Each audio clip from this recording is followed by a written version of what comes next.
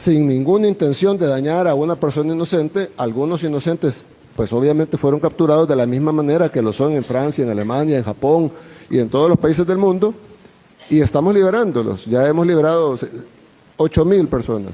En conferencia de prensa en Costa Rica, el presidente salvadoreño Nayib Bukele fue cuestionado por medios locales sobre las estrictas medidas de seguridad implementadas en El Salvador. Ante las preguntas, Bukele defendió sus estrategias de seguridad. Que el método Bukele tiene cerca de 30.000 presos inocentes en su país, según la organización Socorro Jurídico Humanitario. Considera que para evitar la crisis de seguridad que actualmente vive en nuestro país, debería de replicarse el sistema, y que garantiza que una vez que usted salga del poder, pues su método se mantenga. Esa sería una de las preguntas. Apenas me conteste esa, pues haría la segunda. Sí, muchas gracias. Como en todo país democrático, siempre hay oposición. Y pues la oposición es nociva y a la vez es sana. Es una de esas paradojas son esas paradojas de la democracia en donde, como decía Winston Churchill, es el mejor sistema que conocemos, ¿verdad? Y entonces en El Salvador tenemos oposición. Esa ONG que usted menciona es una ONG formada por exmiembros del FMLN, que además no solo son oposición del gobierno, digamos, ellos mismos lo dicen, sino que además fueron gobierno 10 años.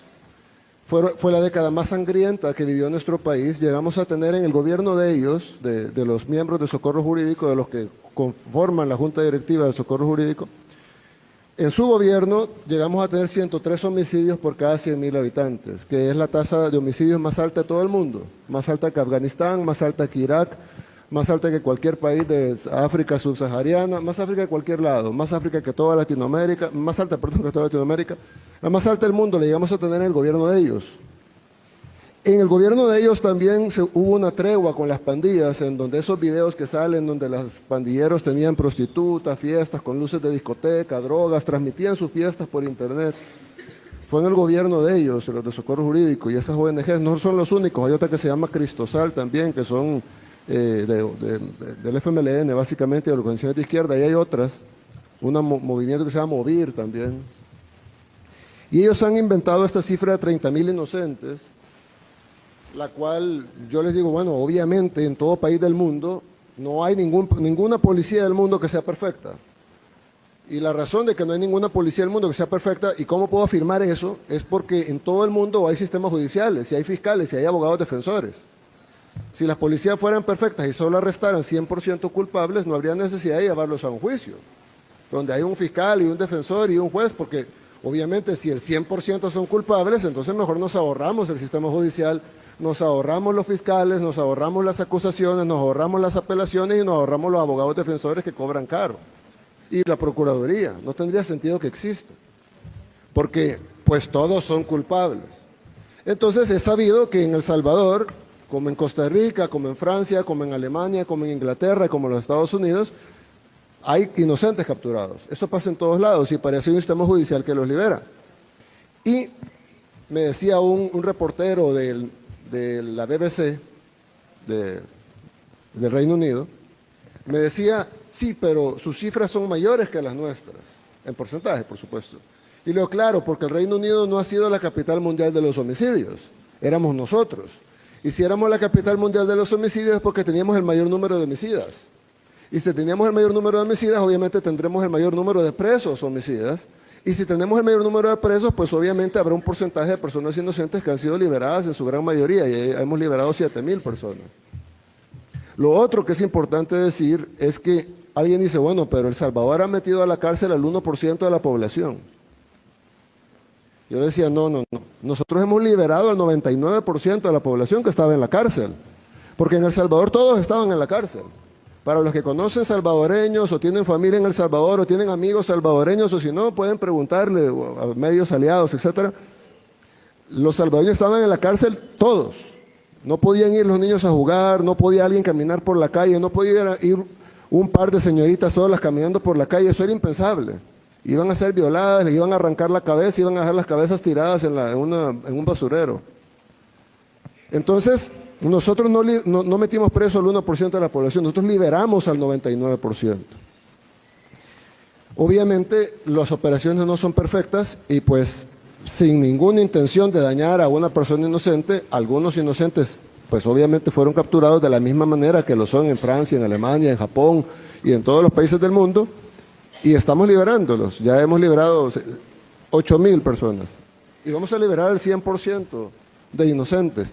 Ahora, yo le decía a un embajador, no voy a decir de qué país, pero yo le decía a un embajador que me decía eso. Dice, porque hay que acelerar las liberaciones de los inocentes. Y yo le digo, claro, embajador. Pero ¿usted cree que un país que comete error al capturar culpables no va a cometer error al liberar inocentes? Porque el problema es que me dice, libérenlos, pero si los liberamos se van a ir culpables, ellos van a ir a matar. Y yo le conté un caso en donde, yo le dije, le voy a contar un caso donde el Estado violó a una niña. Me dice, ¿cómo que el Estado violó a una niña? Sí, el Estado violó a una niña de 8 años y la mató. Pero ¿cómo fue así? Yo le dije, bueno, se capturó a un hombre por violación. ¿En qué año, ministro? Perdón, 2008. Se capturó a un hombre por violación en el año 2008. El hombre salió libre, o estuvo preso como 4 o 5 años, sale libre, luego fue capturado de nuevo por violación en el año 2012, luego salió libre, no le pudieron probar esa segunda violación, a pesar que había estado preso por la primera, luego fue capturado una tercera vez, o ya la tercera fue la nuestra, no. Luego fue capturado por lesiones a una mujer en el 2014, y ahí sí fue puesto, ahí sí lo condenaron, no, ahí salió libre de nuevo, y luego ya en nuestro gobierno violó y mató a una niña. Entonces a esa niña, ¿quién la violó y la mató? Ese sujeto, claro, y ahora está cumpliendo una pena y nunca va a salir de la cárcel, nunca. Pero a esa niña también la violó y la mató el Estado. Y era una niña de 8 años. Para los que tienen hijas, piensen, o hermanas, piensen en sus hijas de 8 o de esa edad, que venga un sinvergüenza que estuvo 3 veces capturado por violación y lesiones a mujeres, o sea, un psicópata que odia a las mujeres, que viola a mujeres, que lesiona a mujeres, el Estado lo protegió sus derechos humanos, lo liberaron 3 veces y terminó violando y matando a una niña hasta que este gobierno no ponderó sus derechos humanos, sino que ponderó los derechos humanos de esa pobre niña que no debe haber sido violada ni asesinada. Entonces, nosotros hemos recibido 200 lecturas de moral de personas que no conocen lo que nosotros vivimos, que nunca nos dieron una solución que fuera factible. El Salvador probó de todo, la OEA incluso patrocinó una tregua completa, en donde el secretario general de la OEA, Insulza, llegó ahí a abrazarse con los pandilleros, a los pandilleros les entregaron unas armas en gesto de buena voluntad. El secretario general de la OEA en ese tiempo, Miguel Insulza, recibió las armas de los pandilleros, llegaron incluso los sacerdotes a bendecir la tregua, le lavaron los pies a los pandilleros para hacer, de una manera farisea, algo que parece cristiano, pero no lo es, porque estoy seguro que Dios no quiere que se violen niñas y que se asesinen niñas de 8 años. Y ahí todo el mundo aplaudía. El modelo de El Salvador debe ser copiado por el resto del mundo. El Salvador debe de exportarse este modelo que tiene un gran éxito. Y luego se supo todo lo que estaba detrás de esa tregua contra las pandillas, pandilleros que fueron entrenados, y ahí están las fotografías y los videos, pandilleros que fueron entrenados en los polígonos de tiro del ejército nuestro. Ahí fueron entrenados los pandilleros a tiro certero, que significa poderle pegar en la cabeza o en el corazón a los salvadoreños, entrenados por el gobierno, con armamento del gobierno. Se desaparecieron $2 millones de armamento del gobierno, en el gobierno anterior, del gobierno de esas personas que ahora están diciendo eso. Y por último, yo les digo que me den la lista de los 30,000 y que me digan cómo llegaron ellos a esa deducción sin haber, porque dicen hay que hacer juicio, ellos son de los que dicen que el proceso judicial no debe cortarse y debe de agotarse las instancias y llevarse las pruebas de cargo y de descargo. ¿Cómo ellos hicieron sin eso? Nosotros no podemos hacerlo, nosotros no podemos juzgar a alguien sin prueba de cargo y descargo, sin un proceso judicial, pero ellos sí. Ellos ya determinaron que hay 30,000 inocentes sin cargo y descargo, sin pruebas, sin juicio, sin oír al fiscal, sin oír a los acusadores, sin oír a los abogados defensores, sin ver ninguna audiencia, sin escuchar los testimonios de nadie. Ellos ya, por sus poderes mágicos, han definido que hay 30,000 inocentes. Yo lo que les quiero decir es de que nosotros los escuchamos a ellos, no a ellos, pues porque ellos son del FMLN, pero sí escuchamos a muchas ONGs supuestamente defensoras y organismos supuestamente defensores de derechos humanos y hicimos sus recetas, las aplicamos, pero luego de 150,000 salvadoreños muertos por las pandillas y luego de que en un fin de semana mataran 87 salvadoreños, en un fin de semana, nosotros tuvimos una reunión a las 3, 4 de la mañana y decidimos pararlo. Y lo fuimos a parar y lo aniquilamos totalmente en la operación más exitosa en toda la historia de la humanidad, porque tuvimos 0 bajas civiles. Todas las operaciones de ese tamaño tienen centenares, si no miles de bajas civiles. Tuvimos 0 bajas civiles, tuvimos 8 bajas de nuestras fuerzas del orden, de héroes nuestros que cayeron en ese combate, y tuvimos aproximadamente, ¿cuántos pandilleros habrán caído en la 110 pandilleros? Entonces, haber eliminado el crimen del país con más crimen en el mundo, con 0 bajas civiles, 8 bajas de héroes de la fuerza pública y 110 pandilleros, es la operación más exitosa en toda la historia de la humanidad. ¿Qué haría usted como gobernante, como presidente? ¿Ataca a esos poderes, les resta presupuesto, los ofende, los critica o bien negocia con ellos, consensúa con ellos, llega a acuerdos con ellos para entre las dos partes poder defender o atacar el mismo enemigo común que es el narcotráfico, la criminalidad, etcétera? Gracias. Hay una historia famosa de Cartago, pero no paraíso de Cartago, sino Cartago, la ciudad-estado del imperio cartaginés. Y ellos empezaba un enemigo grande a crecer que se llamaba Roma. Entonces vino Aníbal y dijo, necesitamos ir a tomar Roma, porque si no ellos van a venir a destruir, ellos ya tienen planes para destruirnos. Y entonces logró armar un ejército y marcharon hacia Roma. Roma, la invencible, fue vencida varias veces por Aníbal. Varias veces. Un excelente líder militar y logró vencer varias veces a los romanos. Llegaron a las puertas de Roma, pero obviamente tenían años ya en la campaña, los soldados ya estaban cansados, ya no tenían dinero, ya no tenían comida. Y entonces envió emisarios al parlamento cartaginés y llevaban unos sacos al parlamento. Cuando el parlamento en sesión los escuchó, sacaron los sacos y botaron lo que había dentro y cayeron miles de anillos de oro al suelo. Cada anillo de oro era de un general romano que había sido asesinado obviamente por el ejército cartaginés en las victorias que habían tenido camino a Roma. Y entonces dijeron, tenemos a Roma, estamos en las puertas de Roma y hemos vencido al ejército romano varias veces, pero necesitamos recursos, necesitamos más hombres, necesitamos alimentos. Así que necesitamos que este Senado nos apruebe esos recursos. Discutieron. Esto es una historia, no es un cuento. Discutieron y decidieron que las formas no eran las correctas y que lo mejor era no financiar la expedición y que Aníbal debía regresar a Cartago.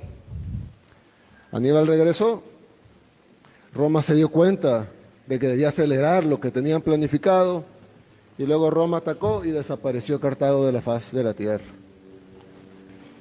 Le echaron sal a Cartago, esas son las guerras púnicas. Las guerras púnicas. Aníbal, Asdrúbal y Amílcar. Correcto. En la cultura del señor presidente salvadoreño. Y los romanos en la última guerra púnica arrasaron Cartago y le echaron sal para que no volviera a salir Para nada. que nunca volviera a saberse de Cartago. Hasta el siglo XX redescubrimos que no eran bárbaros como los llamaban los romanos, sino que eran una civilización avanzada, más avanzada que Roma en ese tiempo, con gran comercio y con gran cultura. Yo creo que se puede discutir quién debe ser el líder.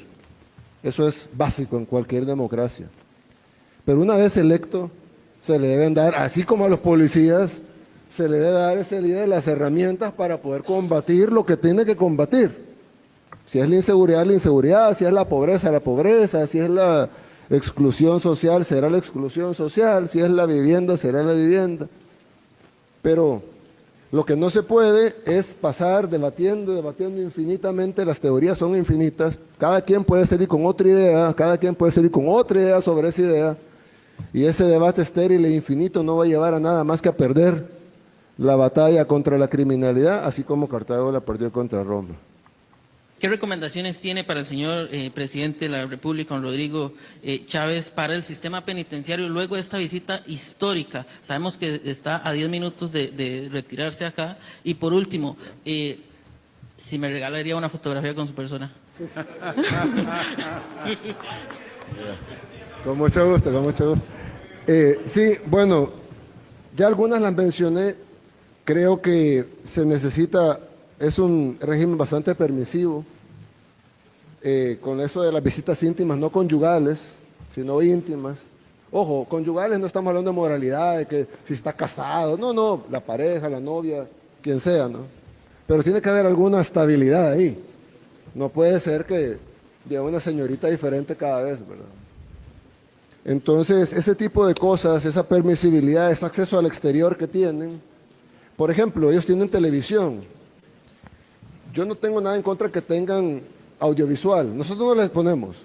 Pero se les pudiera poner partidos de fútbol, películas y ese tipo de cosas. Pero tener acceso a los noticieros, por ejemplo, les da a ellos conocimiento de lo que está pasando afuera. Ya no necesitan ni siquiera que los informen los que vienen, sino que ellos están plenamente informados todos los días. Entonces, hay una serie de cuestiones que sin infringir sus derechos mucho, sino simplemente regulando los derechos, dicen los, porque hay algunos que plantean el control total del Estado, que estoy seguro que los costarricenses no quieren eso, y otros que plantean el libertinaje total, que estoy seguro que tampoco los costarricenses quieren eso. Entonces existe el concepto de libertad ordenada, en donde todos tenemos libertad, pero está ordenada de acuerdo a las reglas que la misma sociedad pone para el bienestar de todos en la sociedad. Entonces, un reo que tenga audiovisuales me parece bien, me parece justo para que tenga algún tipo de entretenimiento, pero ese entretenimiento debería estar limitado a películas, partidos de fútbol, etcétera, pero no, por ejemplo, a cosas informativas. Es algo muy sencillo, pero hace mucha diferencia. Entonces, creo que sería muy largo darles uno por uno todos los puntos que hablamos y que además vamos a poner en el reporte, pero sí creemos que debe de hacerse menos permisivo el sistema penitenciario y debe de hacerse más pensando en sí los derechos de los reos, que los tienen, son seres humanos, tienen derecho a pesar que han matado, violado, etcétera, tienen derechos, pero pensando más en los derechos de los que están afuera y el derecho a un país de tener seguridad.